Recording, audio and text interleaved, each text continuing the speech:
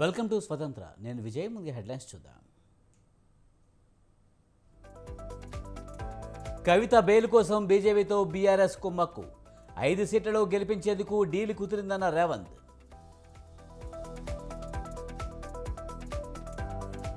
కాంగ్రెస్ ప్రభుత్వంలో మాటలు ఎక్కువ, చేతలు తక్కువ. గద్వాల జలదీక్షలో హరీష్ రావు సెటైర్లు. ఎన్నికల నిర్వహణపై ఏపీ తెలంగాణ సీఎస్ల సమావేశం. అక్రమ మద్యం, డ్రగ్స్ విషయంలో జాగ్రత్తగా ఉండాలని ఆదేశం. ప్రజలకు మంచి చేయడమే నా నైజం. ఒక్క రాయితో సంకల్పం చెక్కు చెదరదన్న జగన్.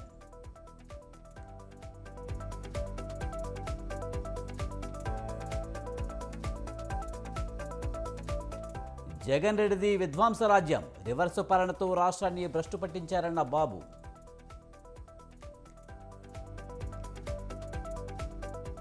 వైసీపీకి మళ్లీ ఓటేస్తే ప్రజలనే అమ్మేస్తారు.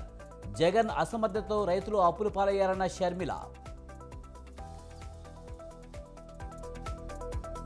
కాంగ్రెస్ మోడళ్లకు కాలం చెల్లింది. కుటుంబ పాలనను ప్రజలు చీకొడతారన్న మోదీ.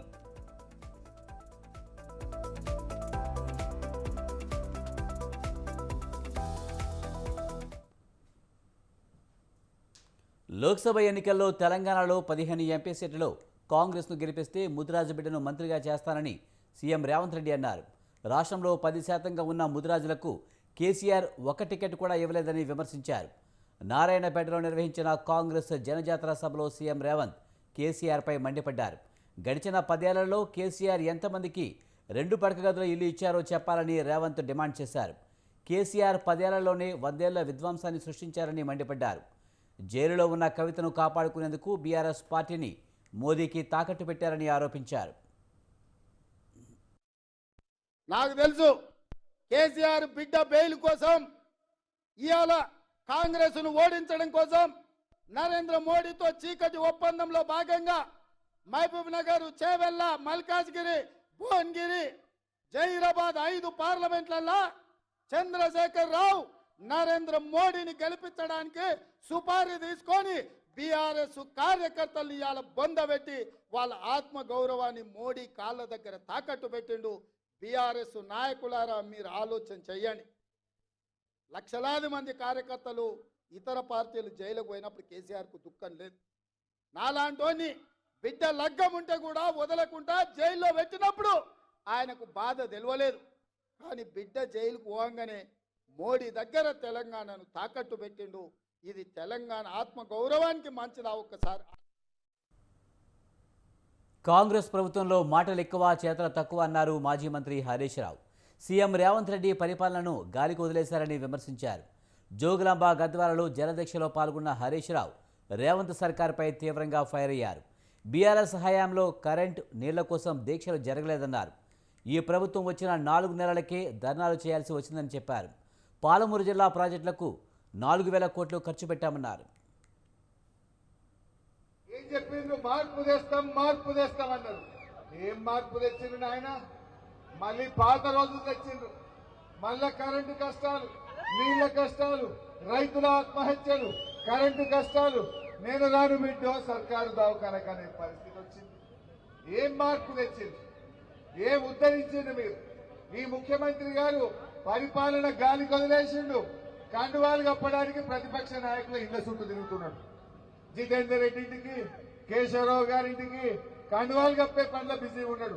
పరిపాలన చేతనైతలేదు ఆయన. పాలన గాలి వదిలేండు. రాజకీయాలు తిట్ల పురాణం. కిట్లు బంద్ అయినాయి, తిట్లు మోపైనాయి. కేసీఆర్ కిట్టు బంద్, న్యూట్రిషన్ కిట్టు బంద్, తిట్లు మాత్రం ఫుల్. కాంగ్రెస్ హయాంలో కిట్లు బంద్, తిట్లు ఫుల్. ఇగో ఇది ఇవాళ రేవంత్ రెడ్డి పాలన, ఈ కాంగ్రెస్ పాలన. ఈ కాంగ్రెస్ పార్టీ ఏం చెప్పిండ్రు? మార్పు తెస్తాం అన్నారు. ఏం? వరంగల్ జిల్లాలో ఎలక్షన్ వార్ తగ్ ఆఫ్ వార్గా సాగుతుంది. ఓరుగల్లు రాజకీయాలు నువ్వా నేనా అన్న రేంజ్లో విమర్శలు, ప్రతి విమర్శలతో సమ్మర్ను మించి కాక పుట్టిస్తున్నాయి. పార్లమెంటు బరిలో సై అంటే సై అంటూ గెలిపే లక్ష్యంగా పావులు కదుపుతున్నారు. ఒక గూటి పక్షులే ప్రత్యర్థులుగా మాటల దాడికి దిగుతున్నారు. దీంతో కౌంటర్ అటాక్లు, సెటారికల్ కామెంట్లతో ఓరుగల్లులో పొలిటికల్ హీట్ సెగలు కక్కుతుంది.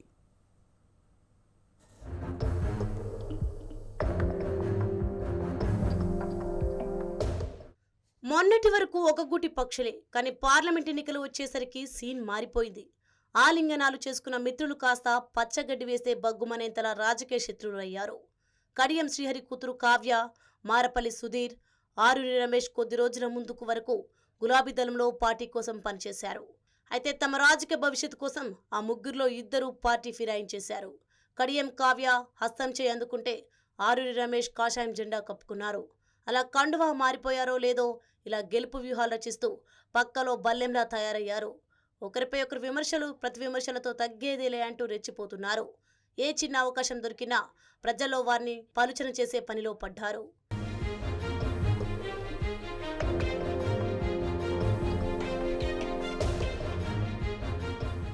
వరంగల్ పార్లమెంట్ బరిలో దిగిన ముగ్గురు కూడా దళిత సామాజిక వర్గానికి చెందిన వారే.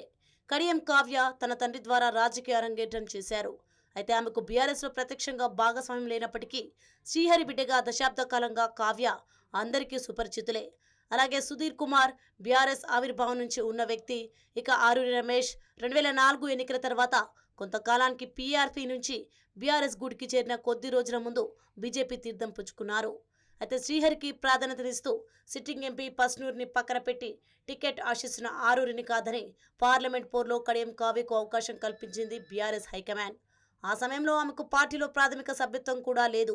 కేవలం కడియం శ్రీహరి కుమార్తెగానే పార్టీ అధిష్టానం కావ్యకు టికెట్ ఇచ్చింది. కడియం శ్రీహరి పార్టీ ఫిరాయించకుండా ఉండేందుకు రాజకీయ ఎత్తుగడతోనే గులాబీ బాస్ ఈ నిర్ణయం తీసుకున్నారు.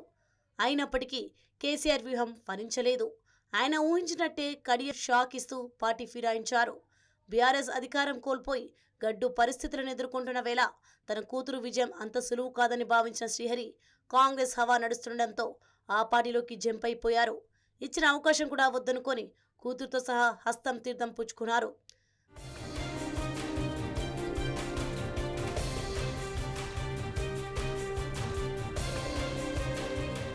గత 5 ఏళ్లుగా తన కూతురు కావ్యను రాజకీయ వారసురాలిగా రంగప్రవేశం చేయించేందుకు కడియం తీవ్ర ప్రయత్నాలు చేశారు.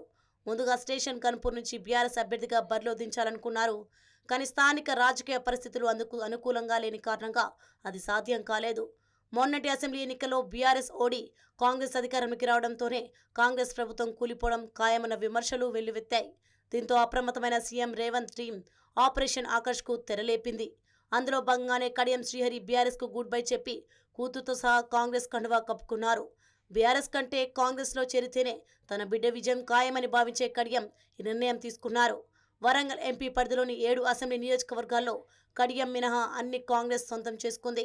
దీంతో తాను కూడా ఆ పార్టీలో చేరితే కాంగ్రెస్ బలం ఏకపక్షంగా మారి తన బిడ్డ గెలుపు సులువవుతుందని భావించారు కడియం శ్రీహరి.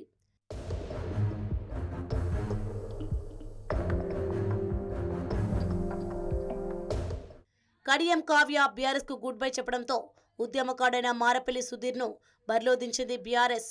సుధీర్ కుమార్ బీఆర్ఎస్ ఆవిర్భావం నుంచి పార్టీలో పనిచేస్తున్నారు.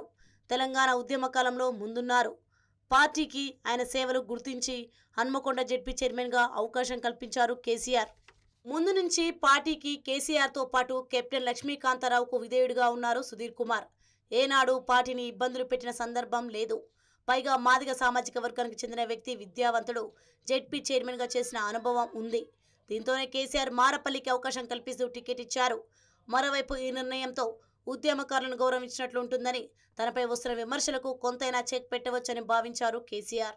దీంతోనే సుధీర్ కుమార్ను పార్లమెంట్ ఎన్నికల రేసుకు ఎంచుకున్నారు. మరోపక్క ఆరూరి, కడియం పార్టీ ఫిరాయించడంతో కేడర్ ఆగ్రహంగా ఉన్నారు.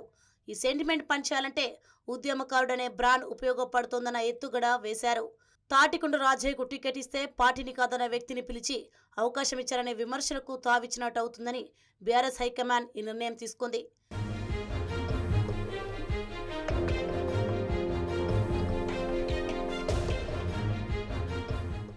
ఇక తనకు టికెట్ దక్కదని ముందే పసిగట్టిన ఆరూరి రమేష్ ఈ గట్టు నుంచి బీజేపీ గట్టుకు చేరిపోయారు. కాషాయం కండువాకు ముందు ఆరూరి హైడ్రామా ఓ రేంజ్లో నడిచింది. బీజేపీలో చేరుకపై జోరుగా ప్రచారం జరుగుతున్న వేళ స్వయంగా కేసీఆర్ మంతనాలు జరిపారు. అయితే వారి ముందు తలూపిన ఆరూరి ఆ తర్వాతే బీజేపీ తీర్థం పుచ్చుకున్నారు. ఇక ఆరూరి ఆశించినట్టే కమల్నాథ్లు ఆయనకు టికెట్ ఇవ్వడంతో ఎంపీ అభ్యర్థిగా కావ్య మారేపల్లిపై ఎన్నికల యుద్ధానికి సిద్ధమయ్యారు. అయితే ఆరూరి బీజేపీలో చేరికపై తీవ్రంగా విమర్శలు వెల్లువెత్తాయి. గతంలో ఆయనపై వచ్చిన భూ కబ్జాలు, అవినీతి ఆరోపణల నుంచి రక్షణ లభిస్తుందనే వ్యూహంతోనే కాషాయం కండువా కప్పుకున్నారన్న టాక్ వినిపిస్తోంది. వర్ధనపేట ఎమ్మెల్యేగా ఆయన భారీగా భూ కబ్జాలకు పాల్పడ్డారనే అవినీతి ఆరోపణలు ఉన్నాయి. దీంతో అసెంబ్లీ ఎన్నికల్లో ఓడిపోయారనే అభిప్రాయం కూడా ఉంది. అయితే బీజేపీకి సరైన అభ్యర్థి లేకపోవడం, ఆర్థిక బలం, మాదిగ సామాజిక వర్గం, స్థానికుడు మాజీ ఎమ్మెల్యే కావడంతో ఆరూరికి బీజేపీ గాలం వేసినట్లు తెలుస్తోంది.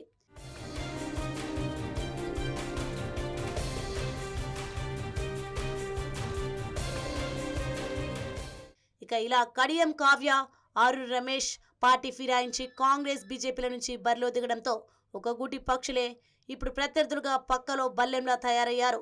ఎవరికి వారు తీవ్రస్థాయిలో విమర్శలతో విరుచుకుపడుతున్నారు. ఈ సందర్భంగా ముఖ్యంగా కడియం శ్రీహరిని టార్గెట్ చేస్తున్నారు ఆరూరి రమేష్, మారేపల్లి. కడియం దళితులను ఎదగనివ్వలేదని, ఆయన ఎంతో మంది దళిత నాయకుల అవకాశాలను కడియం లాక్కున్నారని ఫైర్ అయ్యారు. కడియం కావ్య అసలు స్థానికురాలే కాదని, గుంటూరుకు చెందిన మహమ్మద్ కావ్యకు ప్రజలు ఎలా ఓట్లు వేస్తారని ప్రశ్నిస్తున్నారు బీఆర్ఎస్ బీజేపీ అభ్యర్థులు. వీరికి కావ్యతో పాటు కడియం కూడా కౌంటర్ ఇచ్చారు. తండ్రి కులమే పిల్లలకు వర్తిస్తుంది అంటూ విమర్శలను తిప్పికొట్టారు. ఆరూరి రమేష్ మాత్రం కడియం పైన విరుచుకుపడుతున్నారు. కడియం స్వార్థపరుడని, మాదిగలను అంచివేశారని, మొన్నటి ఎన్నికల్లో తన ఓటమికి బాధ్యుడిగా మారి పనిచేశారని విమర్శించారు.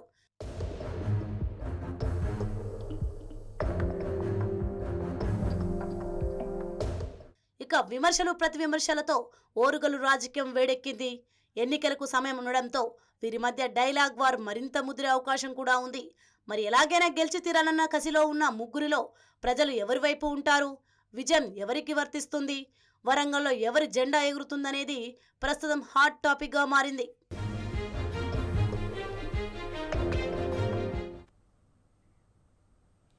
సీఎం రేవంత్ రెడ్డి మాటలు విని రైతులు మోసపోయారని బీజేపీ రాష్ట్ర అధ్యక్షుడు కిషన్ రెడ్డి ఆరోపించారు. రేవంత్ మాట విని రైతులు బ్యాంకులకు అప్పులు కట్టలేదని, దీంతో రైతులకు బ్యాంకులు రుణాలు ఇవ్వడం లేదన్నారు. హైదరాబాద్లోని బీజేపీ కార్యాలయంలో రైతు దీక్ష చేశారు. రైతులపై కాంగ్రెస్ సర్కారు విధానాలకు వ్యతిరేకంగా నిరసన తెలియజేస్తూ కిషన్ రెడ్డి దీక్ష చేశారు. 2 లక్షల రుణమాఫీ, క్వింటాలకు 500 రూపాయల బోనస్ ఇవ్వాలని డిమాండ్ చేశారు. ఎన్నికల వేళ రైతులకు ఇచ్చిన హామీలను కాంగ్రెస్ సర్కారు అమలు చేయాలని బీజేపీ డిమాండ్ చేస్తుంది. రేవంత్ అధికారంలోకి రాకముందు ఒక మాట, అధికారంలోనికి వచ్చాక మరో మాట మాట్లాడుతున్నారని ఆరోపించారు. నష్టపోయిన రైతులను ఆదుకోవాలని కిషన్ రెడ్డి డిమాండ్ చేశారు. నేను ఈరోజు ముఖ్యమంత్రిని అడుగుతా ఉన్నాను, సోనియమ్మ రాజ్యం అంటే ఏంటి? ఇందిరమ్మ రాజ్యం అంటే ఏంటి? ప్రజలకు వెన్నుపోటు పొడవడమే ఇందిరమ్మ రాజ్యమా? రైతులకు ఇచ్చినటువంటి హామీ అమలు చేయకపోవడమే సోనియమ్మ రాజ్యమా? ఈరోజు ముఖ్యమంత్రి గారు చెప్పాలి. మీరు రైతు డిక్లరేషన్ పేరుతో ఆ రోజు రైతుల యొక్క కష్టాలు తీరుస్తామని అనేక రకాల ఆశలు రైతు సమాజంలో రేకెత్తించారు. మీరు గ్యారంటీల పేరుతో ఇచ్చినటువంటి హామీలు ఏవైతున్నాయో 100 రోజుల్లోనే ఆ యొక్క గ్యారంటీలు అమలు చేస్తామని ఆ రోజు కాంగ్రెస్ పార్టీ నాయకులు సోనియా గాంధీ గారు, రేవంత్ రెడ్డి గారు, రాహుల్ గాంధీ గారు, ప్రియాంక గాంధీ గారు, మల్లికార్జున ఖర్గే గారు తెలంగాణలో అనేక ప్రాంతాల్లో చెప్పడం జరిగింది. ధాన్యం కొనుగోలుపై నిబద్ధతతో ముందుకు వెళ్తున్నామన్నారు మంత్రి ఉత్తమ్. గత ఏడాది కంటే ఈ ఏడాది వారం ముందే కొనుగోలు కేంద్రాలు ప్రారంభించామని, ఈ ఏడాది రబీలో ధాన్యం కొనుగోలు కేంద్రాలు పెంచామని తెలిపారు. ఇప్పటి వరకు 7,049 ధాన్యం కొనుగోలు కేంద్రాలు ఏర్పాటు చేశామని, 2.69 లక్షల మెట్రిక్ టన్నుల ధాన్యాన్ని కొన్నామని తెలిపారు. కనీస మద్దతు ధరకు ప్రతి గింజ కొంటామని చెప్పుకొచ్చారు. కొన్ని జిల్లాల్లో ఎంఎస్పీ కంటే ఎక్కువ ధర ఇచ్చామని తెలిపారు. రైతులు తక్కువ ధరకు ధాన్యం అమ్ముకోవద్దని మంత్రి ఉత్తమ్ సూచించారు. మొదటి సంవత్సరం నుంచి ఇప్పటి వరకు ధాన్యం కొనుగోలు విషయంలో ఈ సంవత్సరం అంత సమర్థవంతంగా, అంత నిజాయితీగా ఎన్నడూ జరగలేదు.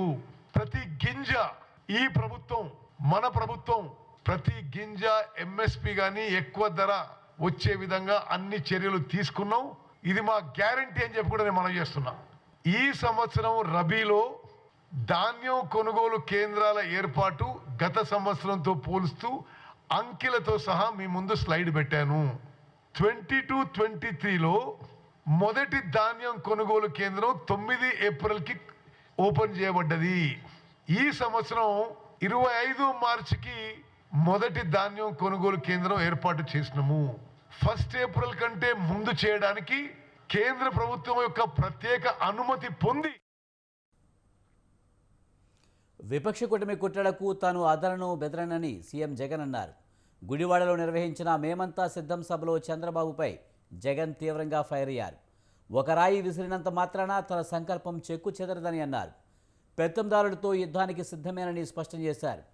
కుట్రలతో సిద్ధమైన విపక్ష కూటమి కలిసిందన్న జగన్ పేద ప్రజలకు చంద్రబాబు చేసిన గాయాలు ఎన్నడూ మర్చిపోలేరని అన్నారు.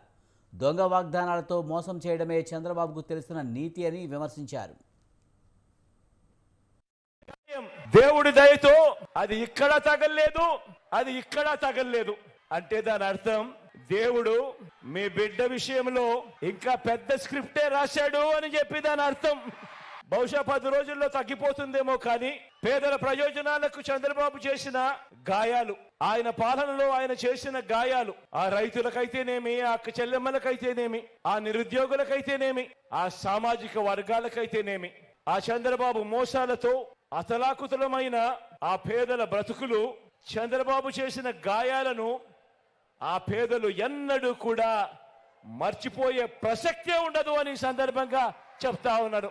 కుట్రలు చేయడం చంద్రబాబు నైజమైతే మీ ఇంటింటికి మంచి చేయడం మీ వైసీపీ ప్రభుత్వం విశాఖను గంజాయి డ్రగ్స్కు రాజధాని చేస్తుందని ధ్వజమెత్తారు టీడీపీ అధినేత చంద్రబాబు. వైసీపీ వచ్చాక పరిశ్రమలను తరిమేస్తుందని విమర్శించారు. ఎవరి వల్ల అభివృద్ధి జరుగుతుందో ప్రజలు ఆలోచన చేయాలని కోరారు. జగన్కు విశాఖపై ప్రేమ లేదు, ఆస్తుల మీదే ప్రేమ అని ఎద్దేవా చేశారు. జగన్ పాలనలో ఏపీ భ్రష్టు పట్టిపోయిందని అన్నారు. ఉత్తరాంధ్ర ప్రాజెక్టులను వైసీపీ ప్రభుత్వం నిర్లక్ష్యం చేసిందని విమర్శించారు.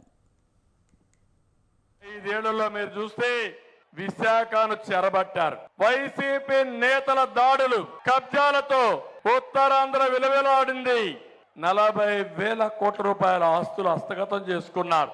ప్రతి ఒక్కరి మెడ మీద కత్తి పెట్టి బలవంతంగా ఆస్తులు రాసుకున్నారు, లేకపోతే కబ్జాలు చేశారు, దారుణంగా ప్రవర్తించారు. నేను ఆ రోజు ఉత్తరాంధ్రకు మనం విదేశాల నుంచి పరిశ్రమలు తీసుకొస్తే వీళ్ళు భూ సెటిల్మెంట్లు తీసుకొచ్చారు. విశాఖను మనం వాణిజ్య రాజధానిగా చేస్తే వీళ్ళు గంజాయి డ్రగ్స్ రాజధానిగా చేశారు.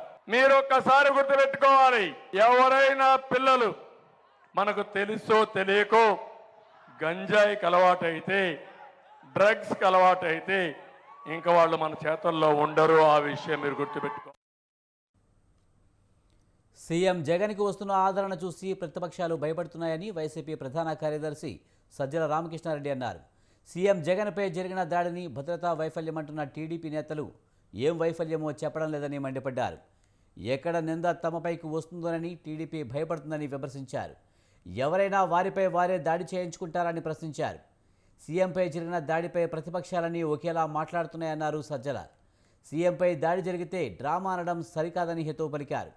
చంద్రబాబు దాడిని ఖండిస్తున్నామంటూనే డ్రామాలంటున్నారని మండిపడ్డారు. వచ్చే ఎన్నికల్లో అడ్రస్ గల్లంతవుతుందని భయపడుతున్నారన్నారు. అన్నాడు అది కూడా ఇంకా ల్యాండ్ మైన్స్కి నేను బెదరలేదు, రాళ్ళకు కుదురుతాను. ఆ రాళ్ళు ఎక్కడ అసలు ఈయన తగిలిన రాయి గురించే మేము ఆ డ్యూ ప్రాసెస్లో తప్ప దాని గురించి పట్టించుకోలే. నిన్న చెప్పాము, మళ్ళీ చెప్తున్నాం, ఇన్సిడెంట్ జరిగిన గంటకు కానీ మేము దాన్ని రిలీజ్ చేయలేదు. ఎందుకంటే అది అవసరమా లేదా అనేది ఎప్పుడైతే సివియరిటీ తెలిసినాకనే మేము రియాక్ట్ అయ్యాం. వాళ్ళలాగా ఎక్కడో రాయి పడితే రాయి పడింది అయినా బెదరలేదనో అట్లయితే ఆయన కూడా కొట్టించుకొని అప్పుడు చెప్పాలి, చూడు తగిలినా నేను పట్టించుకోలేదని, దూరం నుంచి రాయితో కొట్టించుకొని ఇదిగో నాకు తగిలింది నేను పట్టించుకోలేదు మనం అది అనలేకపోతున్నారు కదా. ఎన్నికలు వచ్చినప్పుడు ఎందుకు జరుగుతున్నాయి? ఏపీ సీఎం జగన్ను హతమార్చాలనే దాడి చేశారని మంత్రి అంబటి రాంబాబు ఆరోపించారు. జగన్ ఏ రోజు సానుభూతి కోసం ప్రయత్నించలేదన్నారు. అధికారం లేకుండా చంద్రబాబు బతకలేడన్న అంబటి రాష్ట్రంలో చంద్రబాబు హింసను ప్రోత్సహిస్తున్నారని దుయ్యబట్టారు. జగన్ను ఒంటరిగా ఎదుర్కొనే దమ్ము లేక జగన్పై దాడి చేశారని అన్నారు. జగన్కు ప్రజల నుంచి వస్తున్న ఆదరణను చూసి ఓర్వలేకే కుట్రలు చేస్తున్నారని అంబటి దుయ్యబట్టారు. ఈ చర్య ఎందుకు జరిగింది ఒక ముఖ్యమంత్రి మీద అనేటువంటి భావన రాష్ట్ర వ్యాప్తంగా కలిగింది. అనేక మంది ప్రజాస్వామ్యవాదులు తీవ్రంగా ఖండించారు. బాధపడ్డారు. మేమైతే నిజంగా వైఎస్ఆర్ కాంగ్రెస్ పార్టీ అభిమానులు, జగన్మోహన్ రెడ్డి గారి అభిమానులు, 5 సంవత్సరాల పాటు జగన్మోహన్ రెడ్డి గారి ప్రేమాభిమానాలు పొందినటువంటి రాష్ట్ర ప్రజానీకం జగన్మోహన్ రెడ్డి గారికి కంటిపైనే తగిలింది, పొరపాటున కణితికి తగిలితే మా జగన్మోహన్ రెడ్డి ఏమైపోతాడు అని బాధపడ్డారు. కొందరైతే విలపించారని మనం చేస్తున్నాం. విజయవాడలో రోడ్ షో నిర్వహిస్తున్నటువంటి సందర్భంలో ఆయన మీదకు గురి చూసి ఒక బలమైనటువంటి రాయిని ఆయన మీద వేశారు. దాని మీద క్యాట్ బాల్ పెట్టి వేశారను, మరొక రకంగా ఏదన్నా ప్రయోగంతో చేశారో అర్థం కానటువంటి పరిస్థితి. నుదిటి పైన బలమైనటువంటి గాయం తగిలింది. రాష్ట్రం అంతా దివ్వెరపోయింది. ఈ చర్య ఎందుకు జరిగింది? టీడీపీ నేతలు వైసీపీపై బురద జల్లే ప్రయత్నం చేస్తున్నారని మంత్రి సిదిరి అప్పలరాజు మండిపడ్డారు. రాష్ట్రాన్ని అభివృద్ధి చేసిన సీఎంపై విమర్శలు చేయడం తగదన్నారు. జగన్కు వస్తున్న ప్రజాదరణ చూడలేకే దాడులకు పాల్పడుతున్నారన్నారు. 14 సంవత్సరాలు సీఎంగా ఉండి శ్రీకాకుళం జిల్లాకు ఏం చేశారని ప్రశ్నించారు. ఉత్తరాంధ్ర అభివృద్ధికి చంద్రబాబు అడ్డుపడుతున్నారన్నారు. కిడ్నీ రోగుల కోసం నిర్మించిన 200 ఆసుపత్రిని 700 కోట్ల నిధులతో నిర్మించిన ఇంటింటికి మంచినీటి పథకాన్ని, పలాస డిగ్రీ కళాశాలను పరిశీలించాలని సిదిరి కోరారు.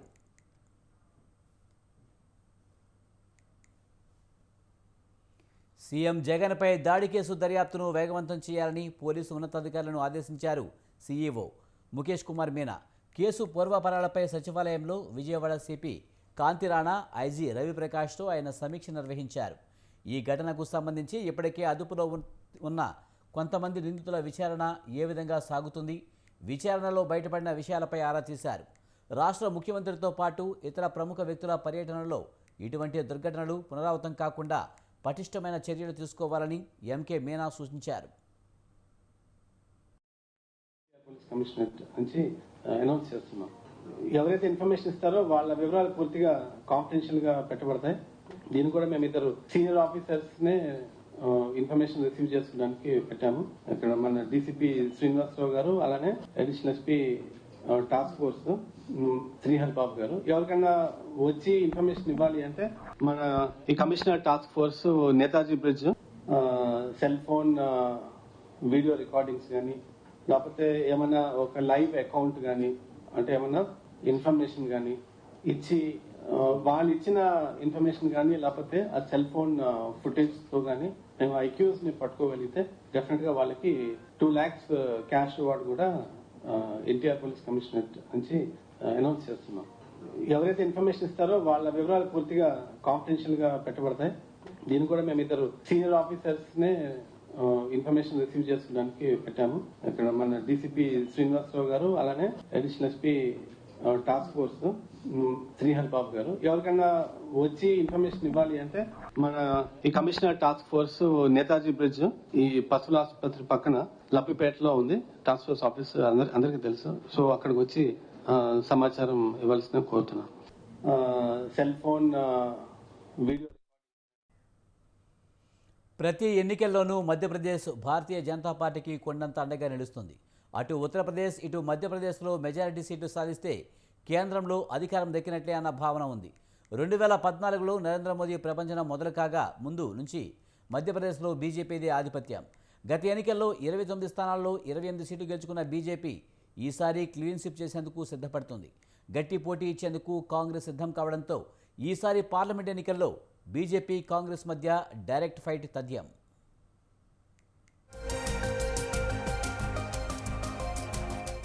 జాతీయ రాజకీయాల్లో మధ్యప్రదేశ్ చాలా ప్రాధాన్యం ఉంది.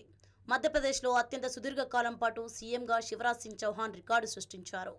శివరాజ్ సింగ్ చౌహాన్ 16.5 సంవత్సరాలకు పైగా ముఖ్యమంత్రిగా పనిచేశారు. 16 ఏళ్ల పాలన తర్వాత 2023లో బీజేపీ ఘన విజయం సాధించడంతో కీలక పాత్ర వహించారు. 2023 ఎన్నికల తర్వాత చౌహాన్ స్థానంలో కాషాయ దళానికి చెందిన డాక్టర్ మోహన్ యాదవ్ బాధ్యతలు చేపట్టారు.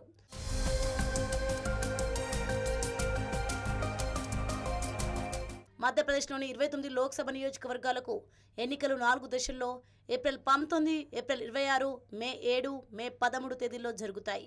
2009లో మొత్తం 29 లోక్సభ నియోజకవర్గాల్లో బీజేపీ 16, కాంగ్రెస్ 12, బహుజన్ సమాజ్ పార్టీ 1 స్థానంలో విజయం సాధించాయి. 2014లో నరేంద్ర మోదీ ప్రభంజనంలో బీజేపీ 27, కాంగ్రెస్ 2 స్థానాల్లో గెలుపొందింది. 2019లో మొత్తం 28 స్థానాల్లో బీజేపీ ఘన విజయం సాధించగా కాంగ్రెస్ ఒకే స్థానంలో గెలిచింది. అది మాజీ ముఖ్యమంత్రి కమల్నాథ్ కొడుకు నుకుల్నాథ్ నెగ్గాడు. ఈసారి క్లీన్ స్వీప్ చేయాలన్న లక్ష్యంతో ఉంది. మధ్యప్రదేశ్లో ఏప్రిల్ 19న 6 స్థానాలకు, ఏప్రిల్ 26న 7 స్థానాలకు, మే 7న 8 నియోజకవర్గాలకు, మే 13న మరో 8 నియోజకవర్గాలకు ఎన్నికలు జరుగుతాయి. 2023లో జరిగిన అసెంబ్లీ ఎన్నికల్లో 230 స్థానాల్లో 163 సీట్లు గెలుచుకుని బీజేపీ చరిత్ర సృష్టించింది. కాంగ్రెస్ 68 స్థానాలకు పరిమితమైంది.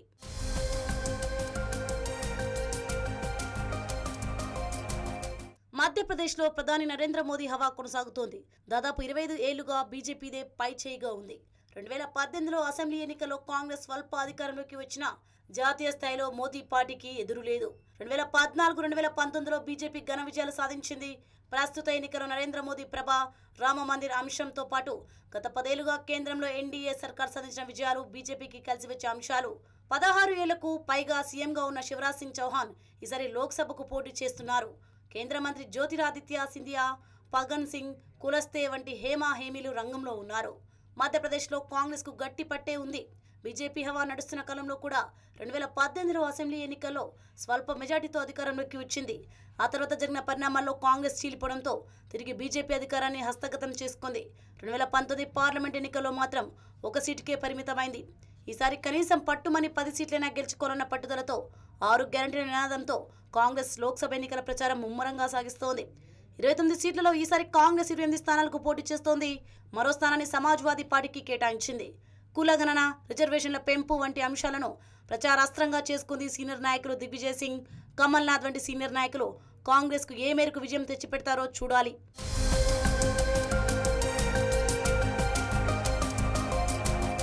రాజకీయాలే కాదు, మధ్యప్రదేశ్లో సమస్యలకు కొరత లేదు. నిరుద్యోగ సమస్య, ధరల పెరుగుదల ప్రధానమైనవి. సైన్యంలో చేరేందుకు యువత పెద్ద ఎత్తున ఉత్సాహం చూపే రాష్ట్రాల్లో మధ్యప్రదేశ్ ఒకటి. అగ్నివీర్ వంటి తాత్కాలిక నియామకాల పట్ల యువత విముఖతతో ఉన్నారు. ఇది తమకు కలిసి వచ్చే అంశంగా కాంగ్రెస్ భావిస్తోంది.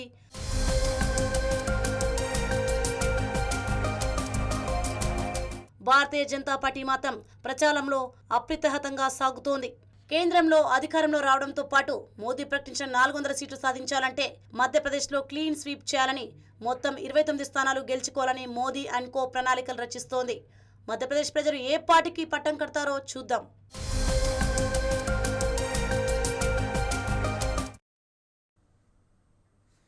ఇవి ఈ బులెటిన్ విశేషాలు. చూస్తూనే ఉండండి స్వతంత్ర.